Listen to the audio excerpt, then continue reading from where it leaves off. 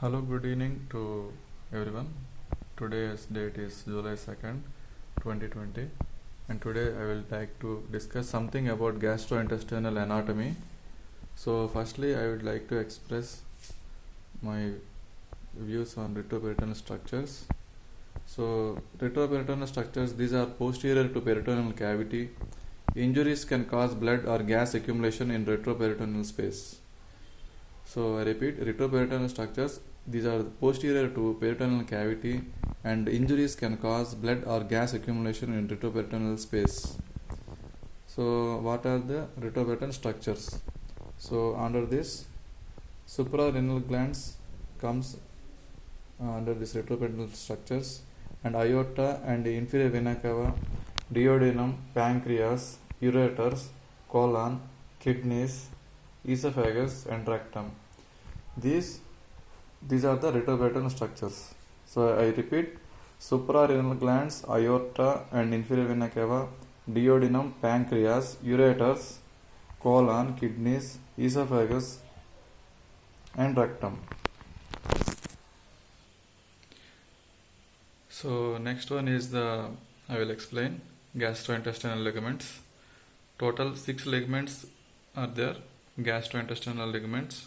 So in this first one I will discuss about falciform ligament. So falciform ligaments, the liver connects to the anterior abdominal wall. So what are the structures contained? Ligamentum teres hepatis, the derivative of fetal umbilical vein, and patent para-umbilical vein. So in this, it is a derivative of ventral mesentery. So next one is hepatoduodenal ligament. It connects the liver to duodenum. So what are the structures contained? Portal triad, we call them as portal triad. In this, proper hepatic artery, portal vein and common bile duct are present. So in this, a Pringle maneuver is, we can observe it. The ligament may be compressed between thumb and index finger when placed in omental foramen to control bleeding. So I repeat, falciform ligament means it is a ligament that connects the liver to anterior abdominal wall, and hepatoduodenal ligament, it connects the liver to duodenum. Next one is the gastrohepatic ligament. It connects the liver to lesser curvature of stomach. The structures contained are gastric vessels.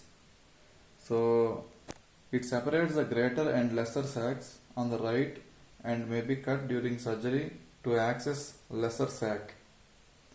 So next one is the gastrocolic ligament. It connects the greater curvature and transverse colon. So what are the structures present? Gastroepiploic arteries. So it is a part of greater omentum.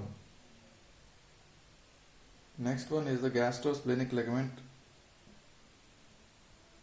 So in this gastrosplenic ligament, it connects the greater curvature and spleen. So what are the structures? Short gastrics and the left gastroepiploic vessels. So it separates the greater and lesser sacs on the left. So I repeat, gastrohepatic ligament, it connects the liver to lesser curvature of stomach, and gastrocolic ligament connects the greater curvature and transverse colon. In gastrosplenic ligament, it connects the greater curvature and spleen. Last one is the splenorenal ligament. It connects the spleen to posterior abdominal wall. So I repeat, it connects the spleen to posterior abdominal wall. So what are the structures contained in this? Splenic artery, vein and tail of pancreas. So in this diagram, you can clearly observe the liver stomach areas, and it is the right kidney, it is the left kidney area, it is a transverse section. So it is a falciform ligament, it is a gastrohepatic ligament. So throughout the liver, it runs around the liver. Falciform ligament, gastrohepatic ligament, it connects the stomach and liver. So it is named as gastrohepatic ligament. Next one is the gastrosplenic ligament. It connects the stomach and spleen area. So in the name itself, it is shown as gastrosplenic ligament. So next one is splenorenal ligament. It means it is in between the left kidney and spleen. So it is the splenorenal ligament.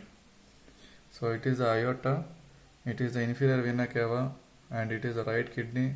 So this area is the foramen of Winslow. Means foramen means between the two structures, the some space is present in between the two structures. It is called foramen. So we call as foramen of Winslow. It is a greater sac, means liver on the posterior side. Greater sac is present. So next one is these are the structures present beneath the liver. So this is the proper hepatic artery, and it is a common bile duct, and it is the portal vein. Proper hepatic artery, common bile duct, and portal vein. So we call them as portal triad.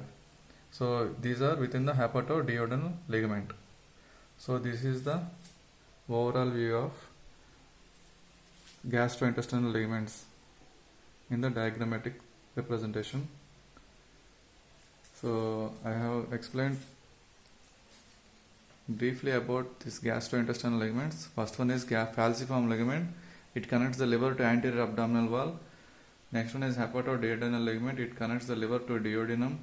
Gastrohepatic ligament. It connects the liver to lesser curvature of stomach. And gastrocolic ligament. It connects the greater curvature and transverse colon. Next is gastrosplenic ligament. It connects the greater curvature and spleen.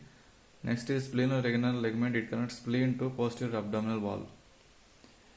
So in the next videos I will explain about the abdominal aorta and digestive tract anatomy. So thanks for watching this video. If you like this video, please like and subscribe to my channel, and please share it with your colleague. This is for educational purposes only. Thanks for watching. Have a good day. Bye.